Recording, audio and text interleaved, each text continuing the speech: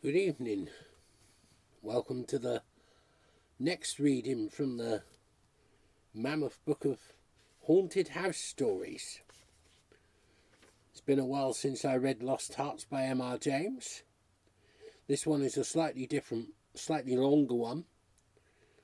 The Shadowy Third by Ellen Glasgow. So, Ellen Glasgow. Well, we're in Lower Fifth Avenue in New York, in the United States. The property is an early 19th century family house, less fashionable than when built, but distinguished by iron railings, stylish windows, and a fanlight above the doorway. The property contains a fine drawing room and pleasant study. The time is December 1916, and Ellen Glasgow, 1874 to 1945, was born in Richmond, Virginia, and established her reputation as a writer of regional novels set in the American South, especially with The Miller of Old Church, 1911, The Romantic Comedians, 1926, and The Sheltered Life, 1932, which earned her a Pulitzer Prize in 1941.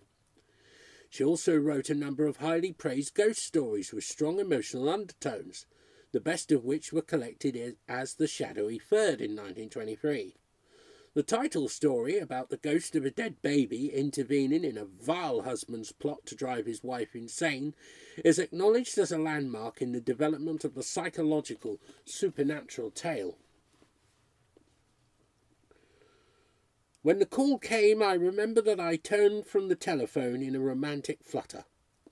Though I had spoken only once to the great surgeon, Roland Maradec, I felt on that December afternoon that to speak to him only once, to watch him in the operating room for a single hour, was an adventure which drained the colour and the excitement from the rest of life. After all these years of work on typhoid and pneumonia cases, I can still feel the delicious tremor of my young pulses. I can still see the winter sunshine slanting through the hospital windows over the white uniforms of the nurses. He didn't mention me by name. Can there be a mistake? I stood incredulous yet ecstatic before the superintendent of the hospital. No, there isn't a mistake. I was talking to him before you came down. Miss Hemphill's strong face softened while she looked at me. She was a big, resolute woman, a distant Canadian relative of my mother's, and the kind of nurse I had discovered in the month since I had come up from Richmond that northern hospital boards, if not northern patients, appear instinctively to select.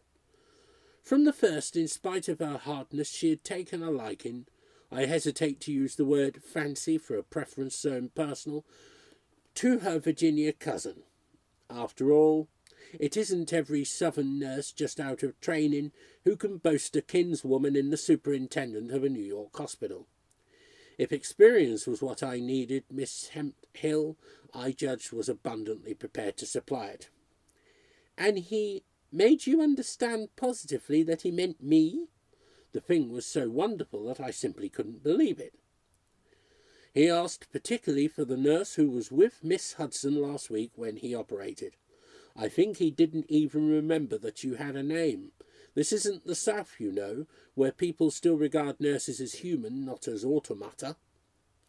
When I asked if he meant Miss Randolph, he repeated that he wanted the nurse who had been with Miss Hudson.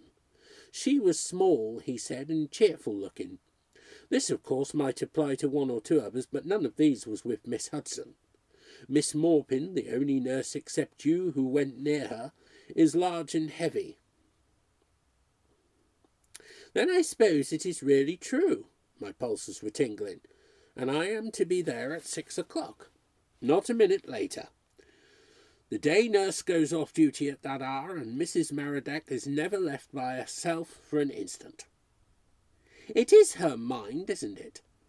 And that makes it all the stranger that he should select me, for I have had so few mental cases. So few cases of any kind. Miss Hemphill was smiling, and when she smiled I wondered if the other nurses would know her. By the time you have gone through the treadmill in New York, Margaret, you will have lost a good many things besides your experience. I wonder how long you will keep your sympathy and your imagination. After all, wouldn't you have made a better novelist than a nurse? I can't help putting myself into my cases. I suppose one ought not to. It isn't a question of what one ought to do, but of what one must. When you are drained of every bit of sympathy and enthusiasm, and have got nothing in return for it, not even thanks, you will understand why I try to keep you from wasting yourself. But surely in a case like this, for Dr. Meredith— Oh, well, of course, for Dr. Meredith. She must have seen that I implored her confidence, for after a minute she let fall almost carelessly a gleam of light on the situation. It is a very sad case when you think what a charming man and a great surgeon Dr. Meredith is. Above the starched collar of my uniform I felt the blood leap in bounds to my cheeks. I have spoken to him only once, I murmured, but he is charming and oh so kind and handsome, isn't he? His patients adore him. Oh yes, I've seen that. Every one hangs on his visits.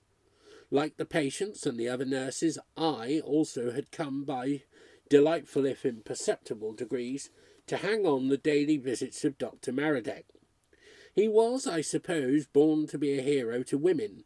Fate had selected him for the role, and it would have been sheer impertinence for a mortal to cross wills with the invisible powers.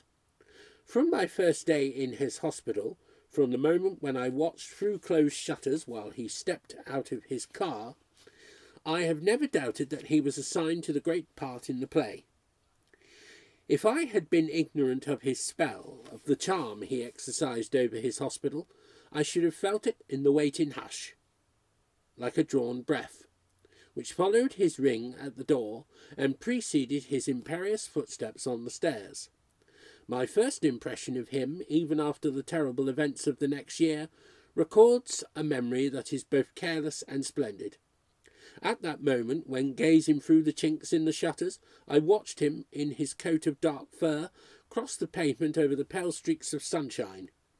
I knew beyond any doubt, I knew with a sort of infallible prescience, that my fate was irretrievably bound with his in the future. I knew this, I repeat, though Miss Hemphill would still insist that my foreknowledge was merely a sentimental gleaning from indiscriminate novels. But it wasn't only first love, impressionable as my kinswoman believed me to be. It wasn't only the way he looked, handsome as he was, even more than his appearance, more than the shining dark of his eyes, the silvery brown of his hair, the dusky glow in his face, even more than his charm and his magnificence. I think the beauty and sympathy in his voice won my heart. It was a voice, I heard someone say afterward, that ought always to speak poetry. So you will see why, if you do not understand at the beginning, I can never hope to make you believe impossible things. So you will see why I accepted the call when it came as an imperative summons. I couldn't have stayed away after he sent for me. However much I may have tried not to go, I know that in the end I must have gone. In those days, while I was still hoping to write novels, I used to talk a great deal about destiny. I have learned since then how silly all such talk is, and I suppose it was my destiny to be caught in the web of Roland Meredith's personality. But I am not the first nurse to grow lovesick about a doctor who never gave her a thought. I'm glad you got the call, Margaret. It may mean a great deal to you, only try not to be too emotional about it. I remember that Miss Hemphill was holding a bit of rose geranium in her hand while she spoke. One of the patients had given it to her from a pot she kept in her room, and the scent of the flower is still in my nostrils or my memory. Since then, oh, long since then, I have wondered if she also had been caught in the web. I wish I knew more about the case. I was clearly pressing for light. Have you ever seen Miss Meredith? Sorry about that. I was jumped by something. Something made me jump. I apologise for that. I wish I knew more about the case. I was clearly pressing for light. Have you ever seen Mrs. Meredith? Oh dear, yes. They have been married only a little over a year, and in the beginning she used to come sometimes to the hospital and wait outside while the doctor made his visits. She was a very sweet-looking woman then, not exactly pretty, but fair and slight, with the loveliest smile I think I have ever seen. In those first months she was so much in love that we used to laugh about it among ourselves. To see her face light up when the doctor came out of the hospital and crossed the pavement to his car was as good as a play. We never got tired watching her. I wasn't superintendent then, so I had more time to look out of the window while I was on day duty. Once or twice she brought her little girl in to see one of the patients. The child was so much like her that you would have known them anywhere for mother and daughter. I had heard that Mrs. Meredith was a widow with one child when she first met the doctor, and I asked now, still seeking an illumination I had not found, there was a great deal of money, wasn't there? A great fortune. If she hadn't been so attractive, people would have said, I suppose that Dr. Meredith married her for her money. Only, she appeared to make an effort of memory, I believe I've heard somehow that it was all left in trust away from Mrs. Meredith if she married again. I can't to save my life remember just how it was, but it was a queer will, I know, and Mrs. Meredith wasn't to come into the money unless the child didn't live to grow up. The pity of it. A young nurse came into the office to ask for something, the keys, I think, of the operating room, and Miss Hemphill broke off inconclusively as she hurried out of the door. I was sorry that she left off just when she did. Poor Mrs. Meredith. Perhaps I was too emotional, but even before I saw her I had begun to feel her pathos and her strangeness. My preparations took only a few minutes. In those days I always kept a suitcase packed and ready for sudden calls, and it was not yet 6 o'clock when I turned from 10th Street into Fifth Avenue and stopped for a minute before ascending the steps to look at the house in which Dr. Meredith lived. A fine rain was falling, and I remember thinking as I turned the corner how depressing the weather must be for Mrs. Meredith. It was an old house with damp-looking walls, though that may have been because of the rain, and a spindle-shaped iron railing which ran up the stone steps to the black door, where I noticed a dim flicker through the old-fashioned fanlight. Afterward I discovered that Mrs. Meredith had been born in the house. Her maiden name was Caloran, and that she had never wanted to live anywhere else. She was a woman, this I found out when I knew her better, of strong attachments to both persons and places, and though Dr. Meredith had tried to persuade her to move uptown after her marriage, she had clung against his wishes to the old house in Lower Fifth Avenue. I dare say she was obstinate about it in spite of her gentleness and her passion for the doctor. Those sweet, soft women, especially when they have always been rich, are sometimes amazingly obstinate. I have nursed so many of them since, women with strong affections and weak intellects, that I have come to recognise the type as soon as I set eyes upon it. My ring at the bell was answered after a little delay, and when I entered the house I saw that the hall was quite dark except for the waning glow from an open fire which burned in the library. When I gave my name and added that I was the night nurse, the servant appeared to think my humble presence unworthy of illumination. He was an old negro butler, inherited perhaps from Mrs. Meredith's mother, who I learned afterward had been from South Carolina, and while he passed me on his way up the staircase, I heard him vaguely muttering that he "want Quinta turned on dem lights, 'twell de child had done playing." To the right of the hall, the soft glow drew me into the library, and crossing the threshold timidly, I stooped to dry my wet coat by the fire. As I bent there, meaning to start up at the first sound of a footstep, I thought how cosy the room was after the damp walls outside, to which some bed creepers were clinging, and I was watching pleasantly the strange shapes and patterns the firelight made on the old Persian rug, when the lamps of a slowly turning motor flashed on me through the white shades at the window. Still dazzled by the glare, I looked round in the dimness and saw a child's ball of red and blue rubber roll toward me out of the gloom of one of the adjoining rooms. A moment later, while I made a vain attempt to capture the toy as it spun past me, a little girl darted airily with peculiar lightness and grace through the doorway, and stopped quickly as if in surprise at the sight of a stranger. She was a small child, so small and slight that her footsteps made no sound on the polished floor of the threshold, and I remember thinking while I looked at her that she had the gravest and sweetest face I had ever seen. She couldn't, I decided this afterward, have been more than 6 or 7, yet she stood there with a curious prim dignity, like the dignity of a very old person, and gazed up at me with enigmatical eyes. She was dressed in Scotch plaid with a bit of red ribbon in her hair, which was cut in a fringe over her forehead and hung very straight to her shoulders. Charming as she was, from her uncurled brown hair to the white socks and black slippers on her little feet, I recall most vividly the singular look in her eyes, which appeared in the shifting light to be of an indeterminate colour. For the odd thing about this look was that it was not the look of childhood at all. It was the look of profound experience, of bitter knowledge. "Have you come for your ball?"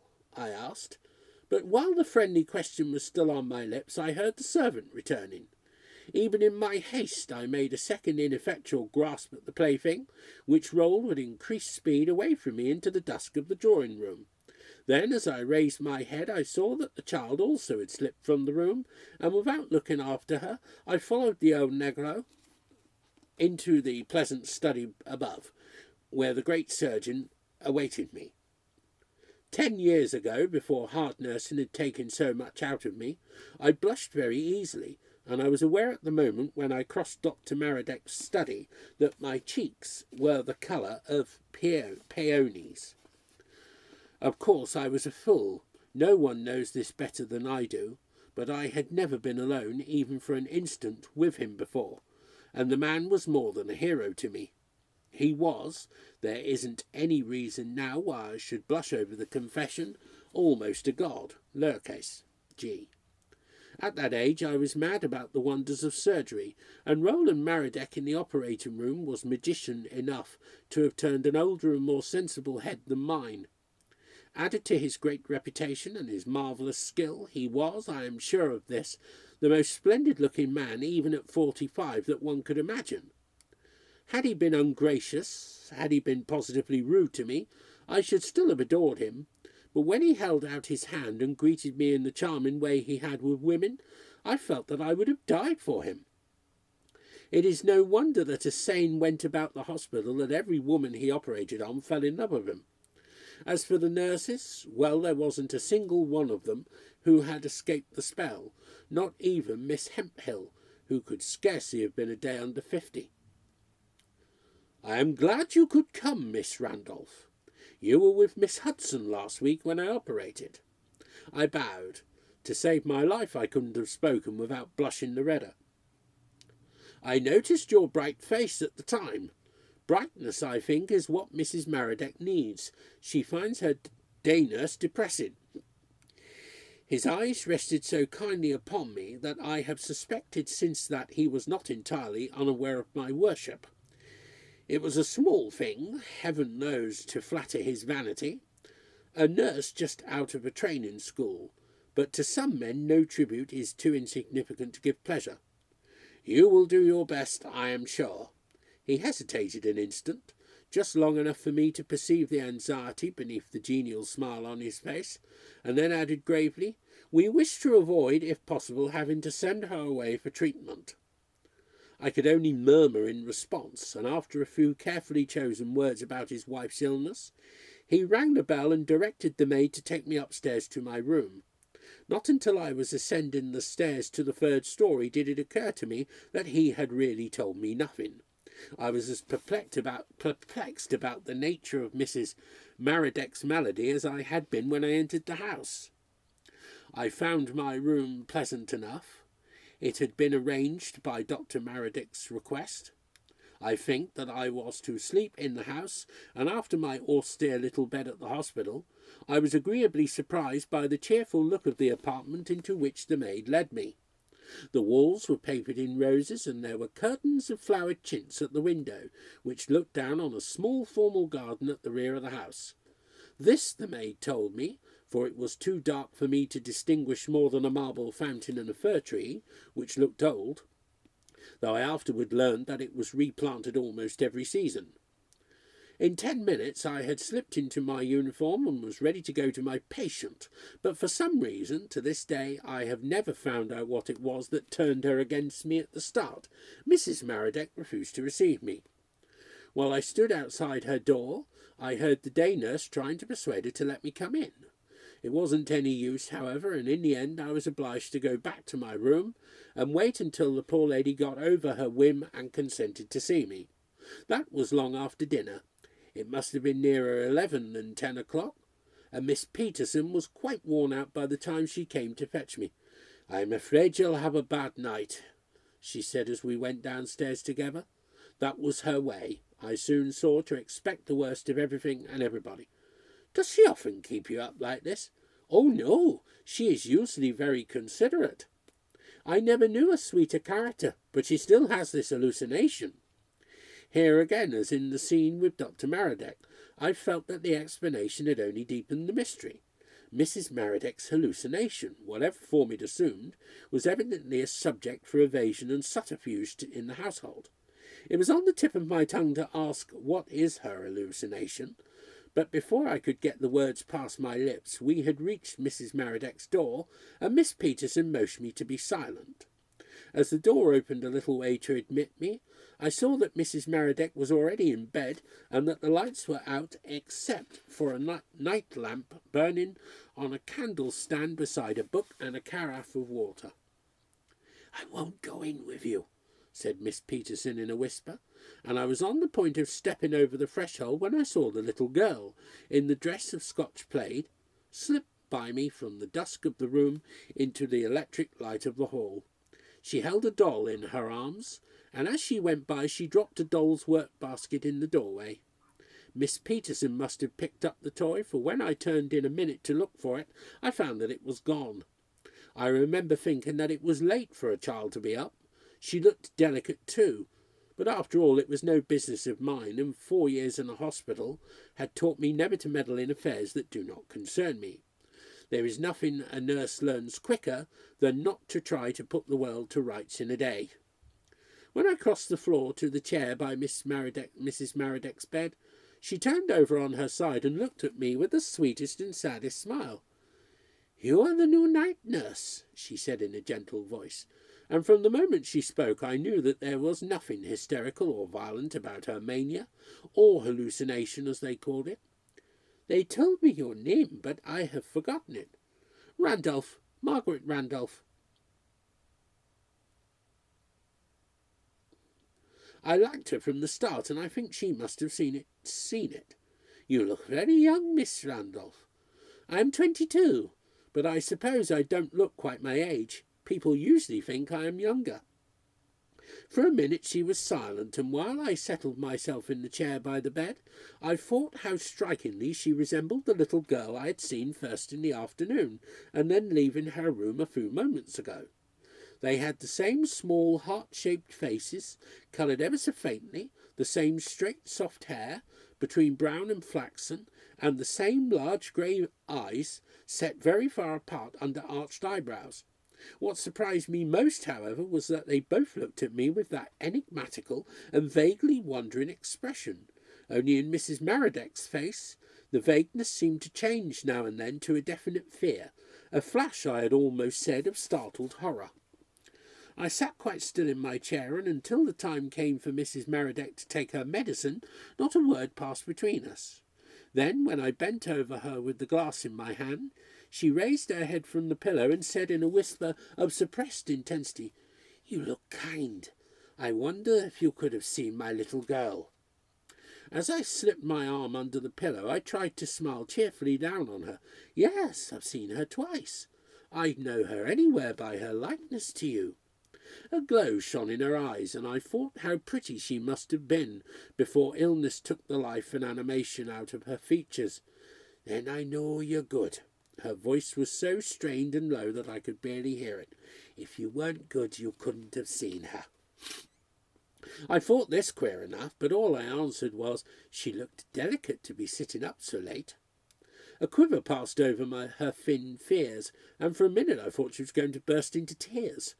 As she had taken the medicine, I put the glass back on the candle stand, and bending over the bed, smoothed the straight brown hair, which was as fine and soft as spun silk, back from her forehead. There was something about her, I don't know what it was, that made you love her as soon as she looked at you. She always had that light and airy way, though she was never sick a day in her life, she answered calmly after a pause. Then, groping for my hand, she whispered passionately, You must not tell him. You must not tell anyone that you have seen her. I mustn't tell anyone?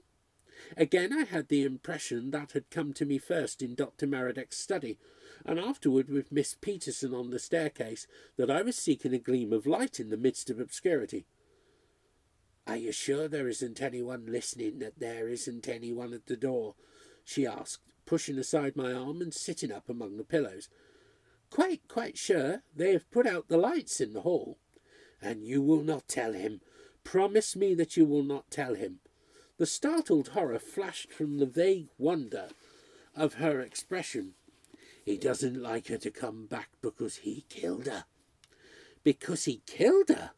Then it was that light burst on me in a blaze. So this was Mrs. Meredith's hallucination. She believed that her child was dead. The little girl I had seen with my own eyes leaving her room, and she believed that her husband, the great surgeon we worshipped in the hospital, had murdered her. No wonder they veiled the dreadful obsession in mystery. No wonder that even Miss Peterson had not dared to drag the horrid thing out into the light. It was the kind of hallucination one simply couldn't stand having to face. There is no use telling people things that nobody believes, she resumed slowly, still holding my hand in a grasp that would have hurt me if her fingers had not been so fragile. Nobody believes that he killed her. Nobody believes that she comes back every day to the house.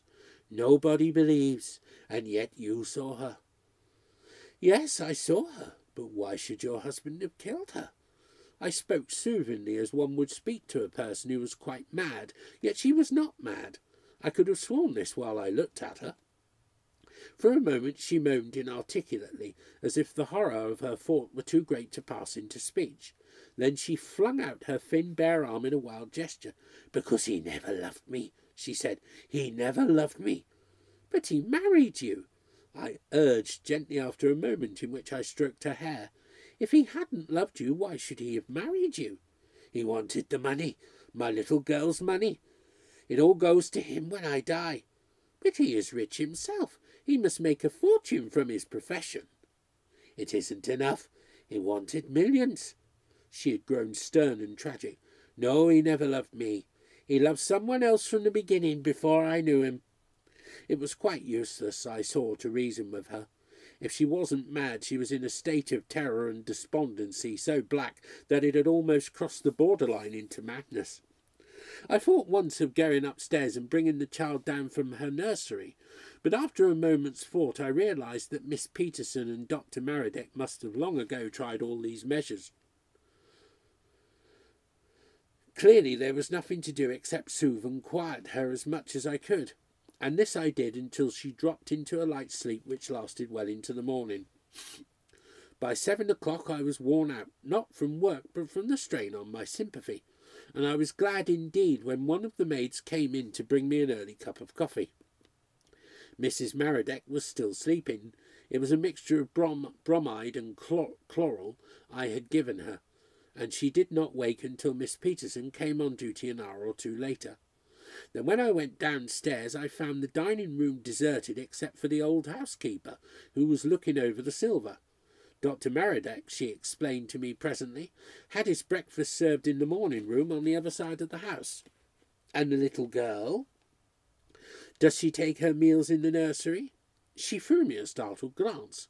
Was it, I questioned afterward, one of distrust or apprehension?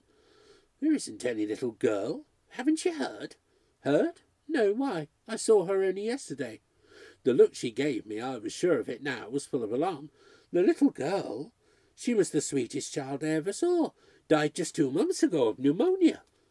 But she couldn't have died. I was a fool to let this out, but the shock had completely unnerved me. I tell you, I saw her yesterday. The alarm in her face deepened. That is Mrs. Meredith's trouble. She believes that she still sees her. But don't you see her? I drove the question home bluntly. No, she set her lips tightly. I never see anything. So I had been wrong after all, and the explanation when it came only accentuated the terror. The child was dead. She had died of pneumonia 2 months ago, and yet I had seen her with my own eyes playing ball in the library. I had seen her slipping out of her mother's room with her doll in her arms. Is there another child in the house? Could there be a child belonging to one of the servants? A gleam had shot through the fog in which I was groping. No, there isn't any other. The doctors tried bringing one once, but it threw the poor lady into such a state she almost died of it. Besides, there wouldn't be any other child as quiet and sweet-looking as Dorothea. To see her skipping along in her dress of Scotch plaid used to make me think of a fairy, though they say that fairies wear nothing but white or green. Has anyone else seen her? The child, I mean. Any of the servants? Only old Gabrielle, the coloured butler who came with Mrs. Meredith's mother from South Carolina. I've heard that negroes often have a kind of second sight, though I don't know what that is, just what you would call it. But they seem to believe in the supernatural by instinct, and Gabrielle is so old and dotty.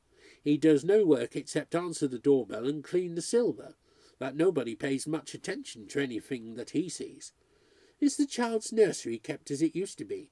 Oh, no, the doctor had all the toys sent to the children's hospital. That was a great grief to Mrs. Meredith, but Dr. Brandon thought, and all the nurses agreed with him, that it was best for her not to be allowed to keep the room as it was when Dorothea was living. Dorothea? Was that the child's name? Yes, it means the gift of God, doesn't it? She was named after the mother of Mrs. Meredith's first husband, Mr. Ballard. He was the grave, quiet kind, not the least like the doctor. I wondered if the ever dreadful obsession of Mrs. Meredith's had drifted down through the nurses or the servants to the housekeeper, but she said nothing about it, and since she was, I suspected, a garrulous person, I thought it wiser to assume that the gossip had not reached her. A little later, when breakfast was over and I had not yet gone upstairs to my room, I had my first interview with Dr. Brandon, the famous alienist who was in charge of the case. I had never seen him before, but from the first moment that I looked at him I took his measure almost by intuition. He was, I suppose, honest enough. I have always granted him that bitterly, as I have felt toward him, it wasn't his fault that he lacked red blood in his brain, or that he had formed the habit, from long association with abnormal phenomena, of regarding all life as a disease. He was the sort of physician, every nurse will understand what I mean, who deals instinctively with groups instead of with individuals. He was long and solemn and very round in the face, and I hadn't talked to him 10 minutes before I knew he had been educated in Germany, and that he had learned over there to treat every emotion as a pathological manifestation. I used to wonder what he got out of life, what anyone got out of life who had analysed away everything except the bare structure. When I reached my room at last, I was so tired that I could barely remember either the questions Dr. Brandon had asked or the directions he had given me. I fell asleep, I know, almost as soon as my head touched the pillow, and the maid who came to inquire if I wanted luncheon decided to let me finish my nap. In the afternoon, when she returned with a cup of tea, she found me still heavy and drowsy. Though I was used to night nursing, I felt as if I had danced from sunset to daybreak.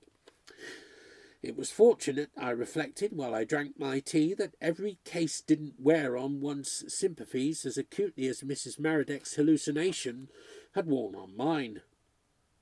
Through the day, of course, I did not see Dr. Meredith, but at 7 o'clock, when I came up from my early dinner on my way to take the place of Miss Peterson, who had kept on duty an hour later than usual. He met me in the hall and asked me to come into his study. I thought him handsomer than ever in his evening clothes, with a white flower in his buttonhole. He was going to some public dinner, the housekeeper told me, but then he was always going somewhere. I believe he didn't dine at home a single evening that winter. Did Mrs. Meredith have a good night? He had closed the door after us, and turning now with the question, he smiled kindly as if he wished to put me at ease in the beginning. She slept very well after she took the medicine. I gave her that at 11 o'clock.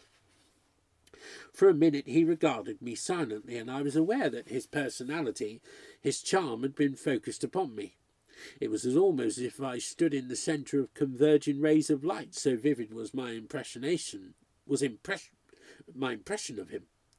Did she allude in any way to her hallucination? He asked.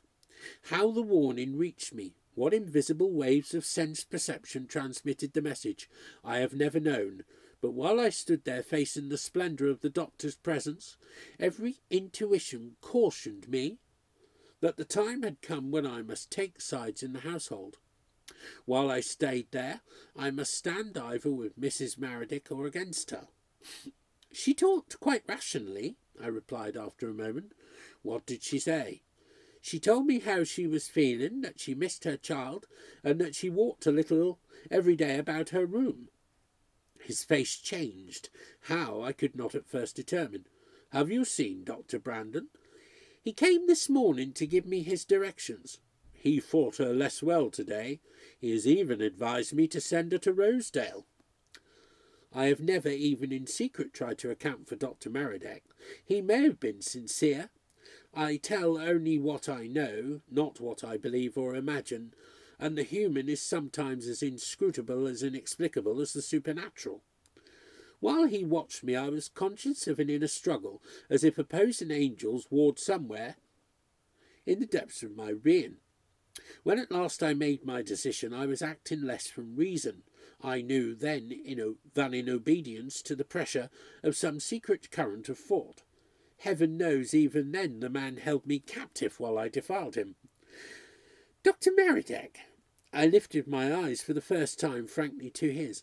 I believe that your wife is as sane as I am, or as you are. He started. Then she did not talk freely to you. She may be mistaken, unstrung, piteously distressed in mind. I brought this out with emphasis, but she is not, I am willing to stake my future on it, a fit subject for an asylum. It would be foolish, it would be cruel to send her to Rosedale. Cruel, you say? A troubled look crossed his face, and his voice grew very gentle. You do not imagine that I could be cruel to her? No, I do not think that. My voice also had softened. We will let things go on as they are. Perhaps Dr. Brandon may have some other suggestion to make. He drew out his watch and compared it with the clock. Nervously, I observed, as if his action were a screen for his discomfiture or his perplexity. I must be going now. We will speak of this again in the morning. But in the morning we did not speak of it, and during the month that I nursed Mrs. Meredith, I was not called again into her husband's study. When I met him in the hall or on the staircase, which was seldom, he was as charming as ever, yet in spite of his courtesy, I had a persistent feeling that he had taken my measure on that evening, and that he had no further use for me. As the day went by, Mrs. Meredith seemed to grow stronger. Never after our first night together had she mentioned the child to me. Never had she alluded by so much as a word to her dreadful charge against her husband. She was like any other woman recovering from a great sorrow, except that she was sweeter and gentler. It is no wonder that everyone who came near her loved her, for there was a mysterious loveliness about her like the mystery of light, not of darkness. She was, I have always thought, as much of an angel as it is possible for a woman to be on this earth. And yet, angelic as she was, there were times when it seemed to me that she both hated and feared her husband. Though he never entered her room while I was there, and I never heard his name on her lips until an hour before the end, Still, I could tell by the look of terror in her face, whenever he stepped passed down the hall, that her very soul shivered at his approach. During the whole month I did not see the child again, though one night when I came suddenly into Mrs. Meredith's room, I found a little garden such as children make out of pebbles and bits of box on the window-sill. I did not mention it to Mrs. Meredith, and a little later, as the maid lowered the shades, I noticed that the garden had vanished. Since then I have often wondered if the child were invisible only to the rest of us, and if her mother still saw her. But there was no way of finding out except by questioning, and Mrs. Meredith was so well impatient that I hadn't the heart to question. Things couldn't have been better with her than they were, and I was beginning to tell myself that she might soon go out for an airing, when the end came suddenly.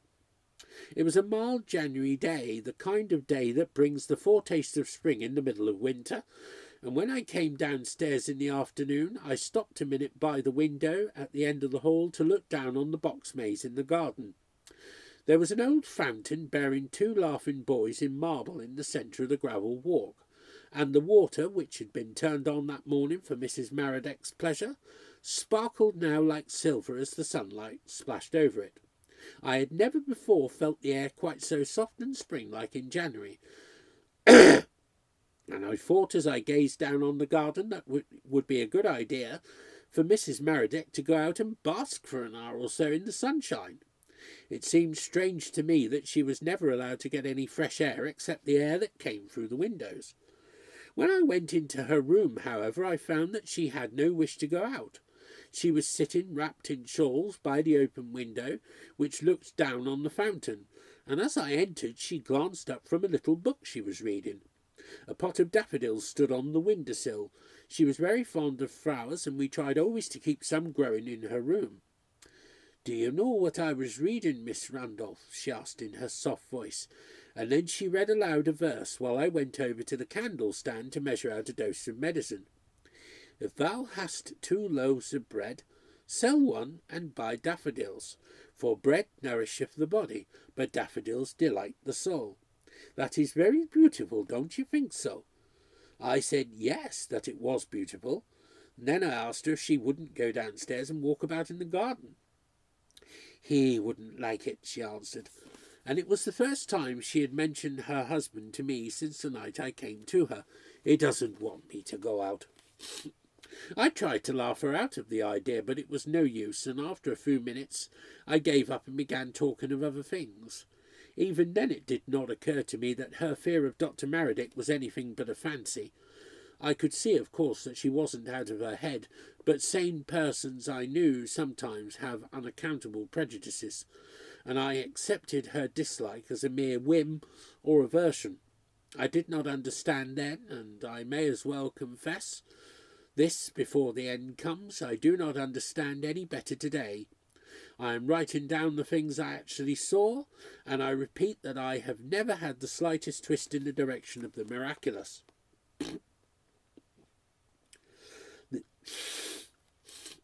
The afternoon slipped away while we talked. She talked brightly when any subject came up that interested her, and it was the last hour of day, that grave still hour when the movement of life seems to droop and falter for a few precious minutes, that brought us the thing I had dreaded silently since my first night in the house. I remember that I had risen to close the window and was leaning out for a breath of the mild air, when there was the sound of steps consciously softened in the hall outside, and Dr. Brandon's usual knock fell on my ears.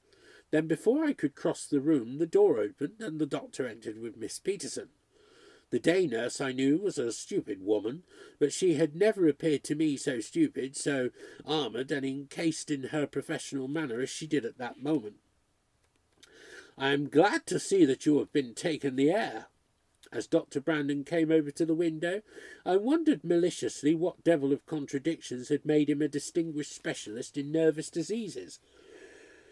"Who was the other doctor you brought this morning?" asked Mrs. Meredith gravely, and that was all I ever heard about the visit of the second alienist. "Someone who is anxious to cure you." He dropped into a chair beside her and patted her hand with his long pale fingers. "We are so anxious to cure you that we want to send you away to the country for a fortnight or so. Miss Peterson has come to help you get ready, and I've kept my car waiting for you. There couldn't be a nicer day for a little trip, could there?" The moment had come at last. I knew at once what he meant, and so did Mrs. Meredith. A wave of colour flowed and ebbed in her thin cheeks, and I felt her body quiver when I moved from the window and put my arms on her shoulders. I was aware again, as I had been aware that evening in Dr. Meredith's study, of a current of thought that beat from the air around into my brain.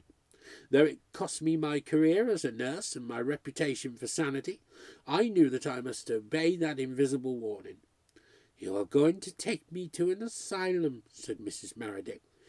He made some foolish denial or evasion, but before he had finished, I turned from Mrs. Meredith and faced him impulsively.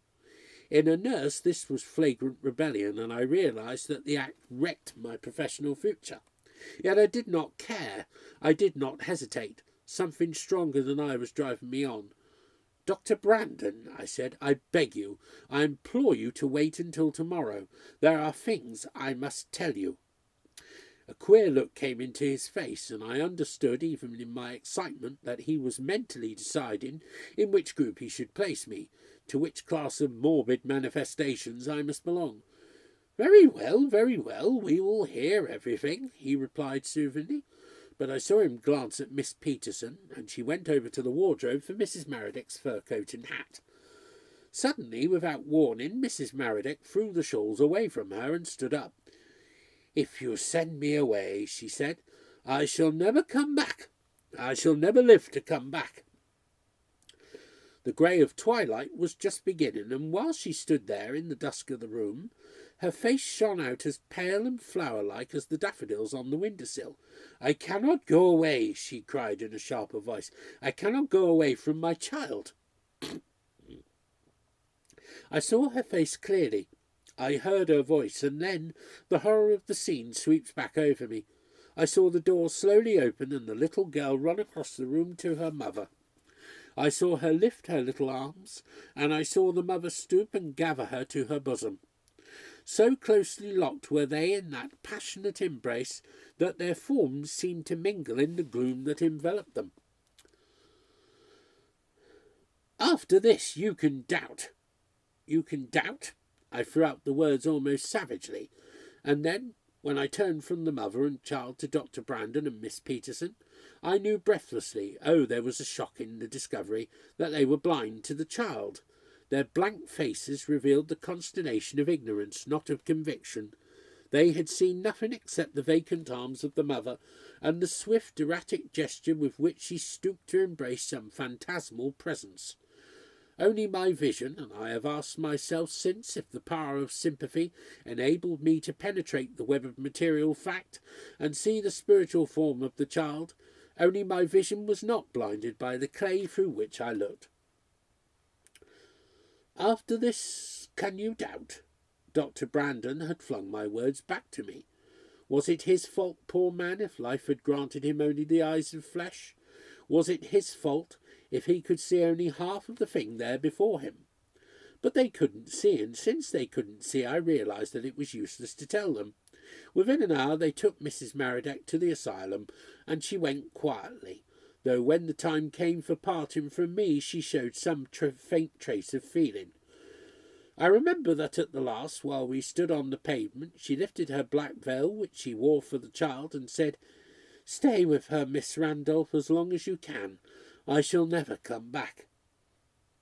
Then she got into the car and was driven off, while I stood looking after her with a sob in my throat. Dreadful as I felt it to be, I didn't of course realise the full horror of it, or I couldn't have stood there quietly on the pavement. I didn't realise it indeed until several months afterward, when word came that she had died in the asylum. I never knew what her illness was, though I vaguely recall that something was said about heart failure, a loose enough term. My own belief is that she died simply of the terror of life. To my surprise, Dr. Meredith asked me to stay on as his office nurse after his wife went to Rosedale, and when the news of her death came there was no suggestion of my leaving. I don't know to this day why he wanted me in the house. Perhaps he thought I should have less opportunity to gossip if I stayed under his roof. Perhaps he still wished to test the power of his charm over me. His vanity was incredible in so great a man. I have seen him flush with pleasure when people turned to look at him in the street, and I know that he was not above playing on the sentimental weaknesses of his patients. But he was magnificent, heaven knows. Few men, I imagine, have been the objects of so many foolish infatuations. The next summer Dr. Meredith went abroad for 2 months, and while he was away I took my vacation in Virginia. When we came back the work was heavier than ever. His reputation by this time was tremendous, and my days were so crowded with appointments and hurried fittings to emergency cases that I had scarcely a minute left in which to remember poor Mrs. Meredith. Since the afternoon when she went to the asylum, the child had not been seen in the house, and at last I was beginning to persuade myself that the little figure had been an optical illusion, the effect of shifting lights in the gloom of the old rooms, not the apparition I had once believed it to be. It does not take long for a phantom to fade from the memory, especially when one leads the active and methodical life I was forced into that winter. Perhaps, who knows, I remember telling myself, the doctors may have been right after all, and the poor lady may have actually been out of her mind. With this view of the past, my judgment of Dr. Meredith insensibly altered. It ended, I think, in my acquitting him altogether, and then, just as he stood clear and splendid in my verdict of him, the reversal came so precipitately that I grow breathless now whenever I try to live it over again. The violence of the next turn in affairs left me, I often fancy, with a perpetual dizziness of the imagination.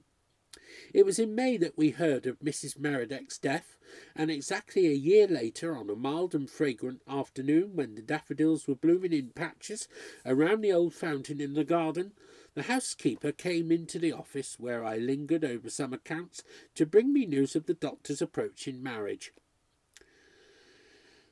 "It is no more than we might have expected," she concluded rationally. "The house must be lonely for him. He is such a sociable man. But I can't help feeling," she brought out slowly after a pause in which I felt a shiver pass over me, "I can't help feeling that it is hard for that other woman to have all the money poor Mrs. Meredith's first husband left her." "There is a great deal of money, then?" I asked curiously. "A great deal." She waved her hand as if words were futile to express the sum. "Millions and millions. They will give up this house, of course." "That's done already, my dear. There won't be a brick left of it by this time next year. It's to be pulled down and an apartment house built on the ground." Again the shiver passed over me. I couldn't bear to think of Mrs. Meredith's old home falling to pieces. "You didn't tell me the name of the bride," I said. "Is she someone he met while he was in Europe?" "Dear me, no. She is the very lady he was engaged to before he married Mrs. Meredith. Only she threw him over, so people said, because he wasn't rich enough. Then she married some lord or prince from over the water, but there was a divorce, and now she had turned again to her old lover. He is rich enough now, I guess, even for her." It was all perfectly true. I suppose it sounded as plausible as a story out of a newspaper, and yet whilst she told me I was aware of a sinister and impalpable hush in the atmosphere, I was nervous, no doubt. I was shaken by the suddenness with which the housekeeper had sprung her news on me. But as I sat there, I had quite vividly an impression that the old house was listening, that there was a real, if invisible, presence somewhere in the room or the garden.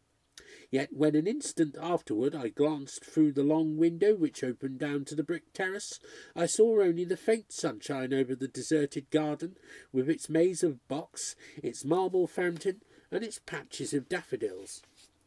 The housekeeper had gone. One of the servants, I think, came for her, and I was sitting at my desk when the words of Mrs. Meredith on the last evening floated into my mind. The daffodils brought her back to me, for I thought as I watched them growing, so still and golden in the sunshine, how she would have enjoyed them. Almost unconsciously I repeated the verse she had read to me. If thou hast 2 loaves of bread, sell one and buy daffodils. And it was at that very instant, while the words were on my lips, that I turned my eyes to the box maze and saw the child skipping rope along the gravelled path to the fountain. Quite distinctly, as clear as day, I saw her come with what children call the dancing step, between the low box borders to the place where the daffodils bloomed by the fountain. From her straight brown hair to her frock of Scotch plaid and her little feet, which twinkled in white socks and black slippers over the turning rope, she was as real to me as the ground on which she trod, or the laughing marble boys under the splashing water. Starting up from my chair, I made a single step to the terrace. If I could only reach her, only speak to her, I felt that I might at last solve the mystery. But with my first call, with the first flutter of my dress on the terrace, the airy little form melted into the dusk of the maze. Not a breath stirred the daffodils, not a shadow passed over the sparkling flow of the water, yet weak and shaken in every nerve, I sat down on the brick step of the terrace and burst into tears. I must have known that something terrible would happen before they pulled down Mrs. Meredith's house. The doctor dined out that night. He was with the lady he was going to marry, the housekeeper told me, and it must have been almost midnight when I heard him come in and go upstairs to his room. I was downstairs because I had been unable to sleep, and the book I wanted to finish I had left that afternoon in the office. The book, I can't remember what it was, had seemed to me very exciting when I began it in the morning, but after the visit of the child I found the romantic novel as dull as a treatise on nursing. It was impossible for me to follow the lines, and I was on the point of giving up and going to bed when Dr. Meredith opened the front door with his latch key and went up the staircase. There can't be a bit of truth in it, I thought over and over again as I listened to his even step ascending the stairs. There can't be a bit of truth in it.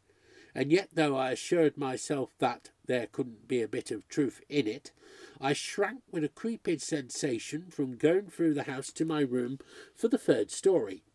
I was tired out after a hard day, and my nerves must have reacted morbidly to the silence and the darkness. For the first time in my life I knew what it was to be afraid of the unknown, of the invisible, and while I bent over my book in the glare of the electric light, I became conscious presently that I was straining my senses for some sound in the spacious emptiness of the rooms overhead. The noise of a passing motor car in the street jerked me back from the intense hush of expectancy, and I can recall the wave of relief that swept over me as I turned to my book again and tried to fix my distracted mind on its pages. I was still sitting there when the telephone on my desk rang with what seemed to my overwrought nerves a startling abruptness, and the voice of the superintendent told me hurriedly that Dr. Meredith was needed at the hospital. I had become so accustomed to these emergency calls in the night that I felt reassured when I had rung up the doctor in his room and had heard the hearty sound of his response. He had not yet undressed, he said, and would come down immediately while I ordered back his car, which must have reached the garage. "I'll be with you in 5 minutes," he called as cheerfully as if I had summoned him to his wedding. I heard him cross the floor of his room, and before he could reach the head of the staircase, I opened the door and went out into the hall in order that I might turn on the light and have his hat and coat waiting. The electric button was at the end of the hall, and as I moved toward it, guided by the glimmer that fell from the landing above, I instinctively lifted my eyes to the staircase which climbed dimly with its slender mahogany balustrade as far as the 3rd story.